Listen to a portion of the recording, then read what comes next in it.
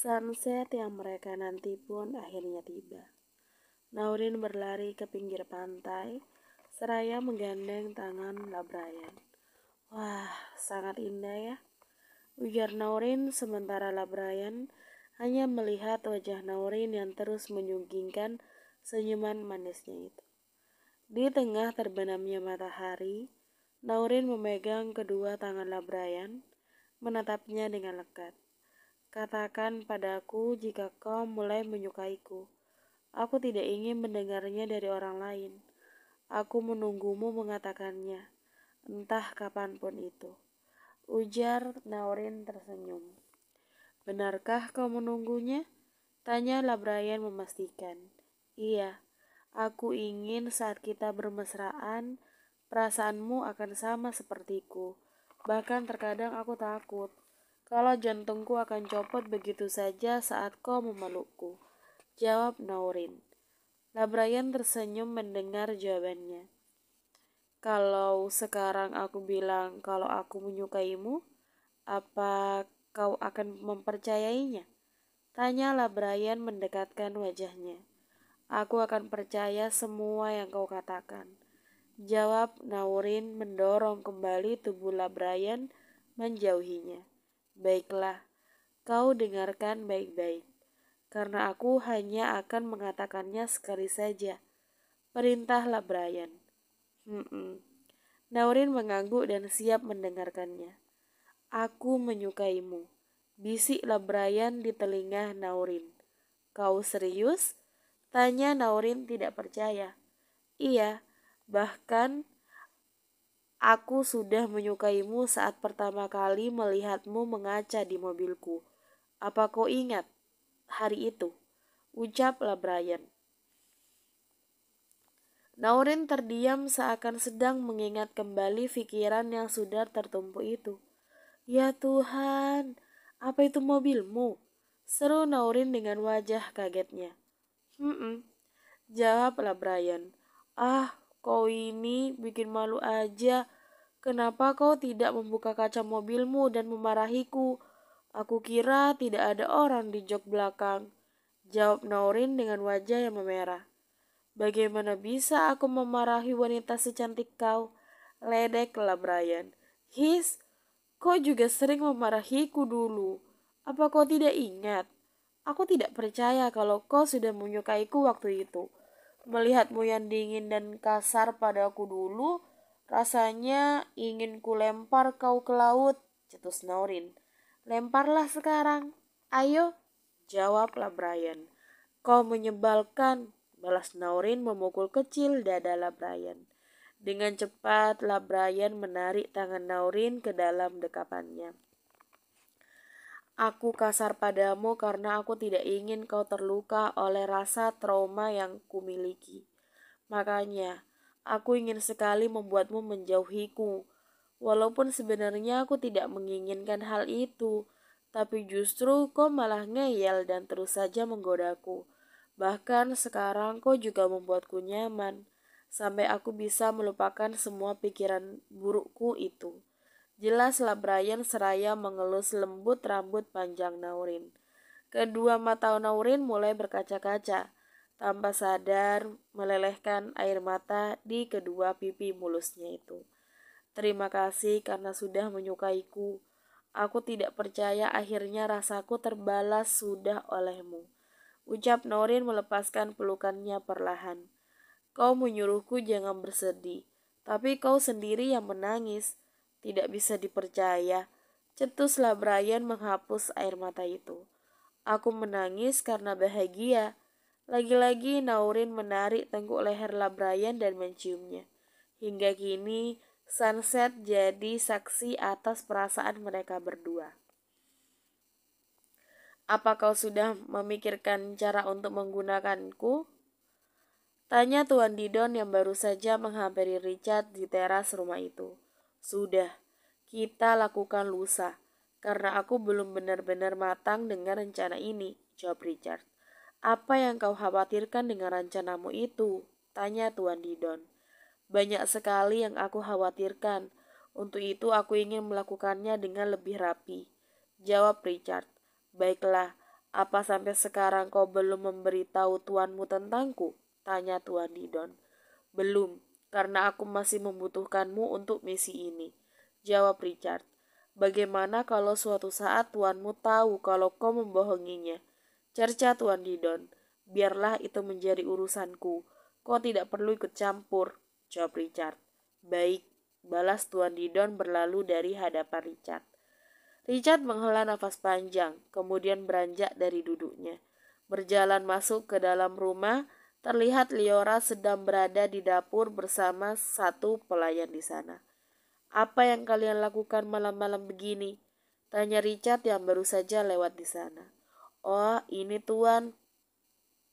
Nona Liora sedang membuat cemilan untuk Tuan Richard, jawab pelayan.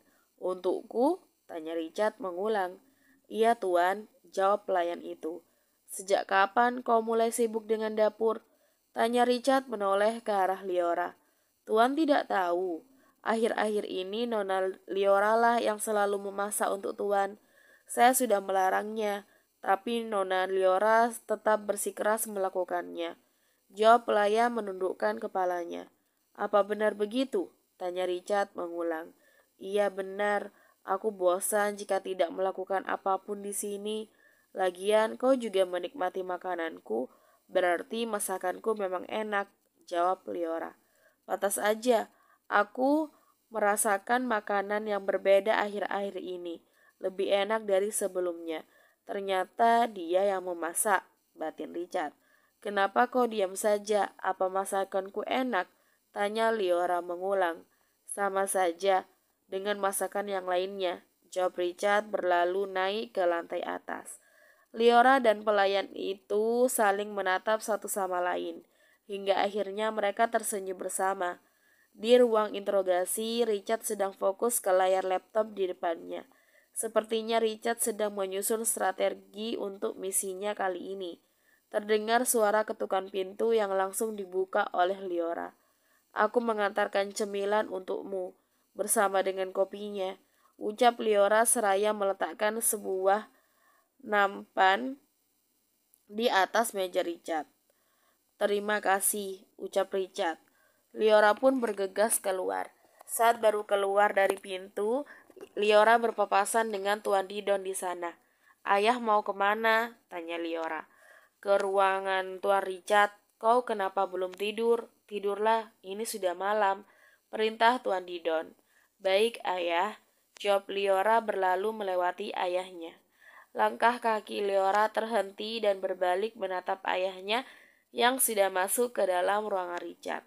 Akhir-akhir ini aku sering melihat ayah bersama dengan Tuan Richard. Apa yang sedang mereka bicarakan? Sangat mencurigakan, gumam Liora. Di perjalanan pulang, Brian dan Naurin terjebak macet. Apa yang terjadi di sana? Tanya Naurin penasaran. Sepertinya kecelakaan, jawab Brian.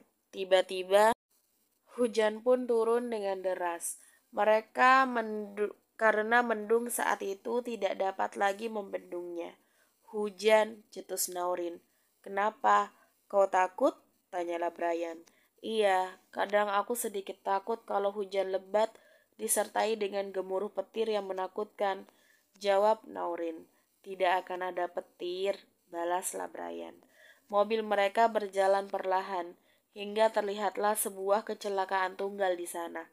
Sebuah mobil berwarna silver menabrak pagar pembatas sampai bagian depan mobil remuk tak berbentuk. Ya ampun, teriak Naurin menutup kedua matanya, merasa ngeri dengan darah yang mengalir karena rintikan hujan malam itu. Sementara Brian melihat seluruh kejadian di sana, seraya melajukan mobilnya perlahan melewatinya. Apa sudah lewat? Tanya Naurin yang masih menutupi kedua matanya. Sudah, jawab Brian. Mengerikan kalau melihat darah sebanyak itu, apalagi ke bawah air hujan yang mengalir. Kasihan juga ya orang itu, dia selamat tidak ya? Ujar Naurin menatap ke arah Brian. Kau tanyakan saja pada rumput yang bergoyang, cetuslah Brian. His, kau ini, balas Naurin. Tidak butuh waktu lama, mobil Brian pun sudah tiba di depan mansion. Naurin keluar dari mobil, diikuti oleh Brian di belakangnya. Aku sangat gerah. Cetus Naurin berjalan mendekati dapur, membuka kulkas dan meminum air mineral di sana. Apa kau ingin aku ambilkan minum? Teriak Naurin. Tidak usah, saut Brian menaiki tangga menuju kamarnya. Apa liburan kalian berdua menyenangkan, Nyonya? Tanya seorang pelayan di sana.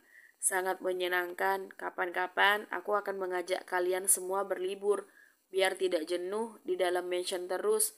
Jawab Naurin duduk di kursi makan. Benarkah, Nyonya? Tanya pelayan tersebut. Jawab Naurin mengambil pisang yang terletak di atas meja lalu memakannya. Tiba-tiba ponsel Naurin berdering. Bergegas Naurin mengambilnya dari dalam tas lempang yang dia bawa. Roger, kenapa dia menelponku? Gumam Naurin melihat nomor Roger di layar ponselnya. Halo, sapa Naurin. Halo Naurin, kau sudah dengar belum kalau ayah Sabrina kecelakaan baru aja? Sekarang sedang kritis di rumah sakit, ucap Roger yang sontak mengagetkan Naurin hingga tersedak. Di rumah sakit mana? Tanya Naurin sambil menegak minuman botol di tangannya. Di rumah sakit Mitra, aku juga sedang dalam perjalanan ke sana, jawab Roger. Baiklah, aku akan segera ke sana, balas Naurin mematikan teleponnya. Naurin berlari naik ke atas menemui Brian di sana. Sepertinya aku harus pergi ke rumah sakit sekarang. Ayah Sabrina kecelakaan, ujar Naurin berdiri di depan Brian yang sedang merebahkan tubuhnya di atas kasur. Biar aku antar, ucap Brian. Jangan, kau pasti lelah, biar pengawal Danto saja yang akan mengantarku. Kau istirahatlah, perintah Naurin. Yakin kau tidak mau pergi denganku, ulang Brian. Tidak, kau sudah seharian menyetir. Lagian aku hanya sebentar saja. Aku akan cepat kembali, oke? Ujar Naurin meyakinkan. Baiklah, bilang sama Danto agar dia terus mengawasimu, perintahlah Brian.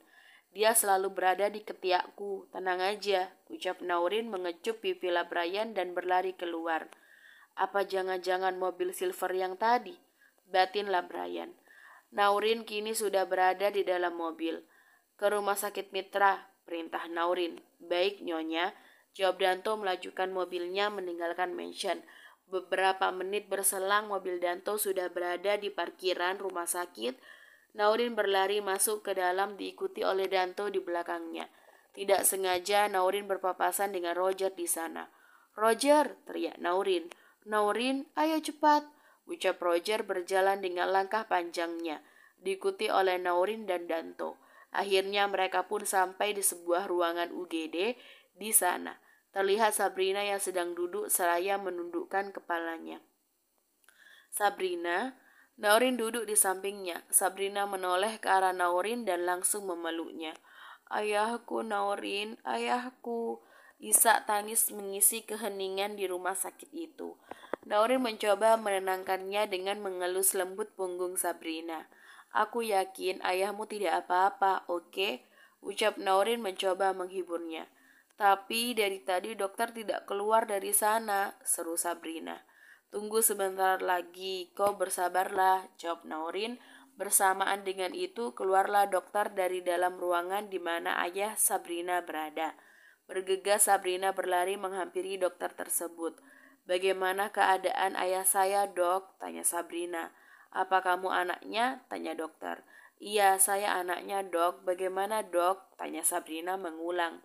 Kami sudah berusaha yang terbaik, tapi ayahmu tidak bisa diselamatkan karena kekurangan banyak sekali darah pada tubuhnya akibat retakan di kepalanya. Kami benar-benar meminta maaf karena belum bisa menyelamatkannya, ujar dokter seraya menepuk pundak Sabrina dan pergi meninggalkannya. Sabrina jatuh tersipu di atas lantai. Sabrina, teriak Naurin dan Roger bersamaan menghampirinya. Naurin, aku sudah tidak punya siapa-siapa lagi. Bagaimana ini? Kenapa dunia begitu jahat padaku? Teriak Sabrina dengan tangisan yang histeris. Air mata pun kini jatuh di kedua pipi Naurin, seakan merasakan sakit yang Sabrina rasakan malam ini. Sabar Sabrina, aku yakin kau wanita yang kuat. Kau pasti bisa, ucap Naurin memeluk Sabrina. Dengan cepat Sabrina melepaskan pelukannya, berlari ke dalam ruangan. Naurin dan Roger pun berlari menyusulnya juga. Terlihat di sana seorang suster yang sedang melepaskan alat-alat yang dipakai oleh ayah Sabrina. Ayah, kenapa ayah seperti ini? Andai saja ayah tidak ngeyel untuk pergi tadi. Tidak mungkin ayah akan menabrak pembatas jalan di sana saat mengantuk. Aku tahu ayah mengantuk karena kemarin tidak sempat tidur dengan banyaknya pekerjaan ayah yang tidak aku ketahui. Ayah, kau sungguh keras kepala. Wajah Sabrina menyalahkan ayahnya yang sudah terbaring tidak bernyawa. Mobil apa yang dipakai ayah Sabrina tadi? Tanya Naurin penasaran. Mobil silver yang biasa dipakai ayahnya untuk mengantar dan menjemput Sabrina ke sekolah, jawab Roger. Dek, jantung Naurin berdetak dengan cepat, karena dia baru saja menyaksikan kecelakaan tunggal dengan mobil silver yang digunakan. Tidak mungkin, gumam lirih Naurin. Apanya yang tidak mungkin, Naurin? Tanya Roger bingung. Aku baru saja melihat mobil kecelakaan saat pulang tadi dengan warna mobil yang kau sebutkan. Apa jangan-jangan itu mobil ayahnya Sabrina? Tanya Naurin menoleh ke arah Roger. Apa kecelakaan tunggal yang kau lihat? Tanya Roger. Iya betul, jawab Naurin yang sempat melihatnya dengan jelas. Berarti iya, itu mobil ayahnya Sabrina, jawab Roger. Ya Tuhan, kasihan sekali nasibmu Sabrina. Tangis Naurin terdengar seraya mendekati Sabrina yang masih memeluk erat tubuh dingin ayahnya. Sementara di ruangan yang bernuansa gelap mencekam, terlihat seorang pria parubaya sedang duduk di sana, seraya menikmati rokok yang diapit oleh kedua jarinya. Menghisap dan menghembuskan asap rokok tersebut dengan senyuman sinis di bibirnya. Tuan, semuanya sudah beres, ucap salah satu anak buahnya yang baru saja memasuki ruangannya. Apa kau yakin sudah menyingkirkan bajingan itu dengan benar? Tanya pria itu dengan nada bicara tegas dan menakutkan. Sudah Tuan, saya sudah merusak rem mobilnya, hingga menyebabkan dia menabrak pembatas jalan di sana. Kini, dia sudah mati di rumah sakit, jelas anak buahnya. Baiklah, berdebah tidak berguna memang harus disingkirkan. Apa gadis kecil itu datang menemui temannya? Tanya pria itu mengulang. Iya Tuan, dia datang bersama pengawal Tuan Labrayan, jawabnya. Bagus, bagus. Sepertinya dunia ini sangat sempit sekali. Semua selalu saling terkait satu sama lain. Ucap pria itu diiringi tawa yang menunjukkan kepuasan. Hancurkan satu persatu orang terdekatnya dulu. Barulah kita ke intinya. Perintah pria tersebut. Baik Tuan, jawab anak buahnya berlalu dari sana. Kau sudah menculik orangku. Ayo, kita teruskan permainan ini, Tuan Labrayan. Gumam sang pria dengan senyum sinis yang mengembang di bibirnya.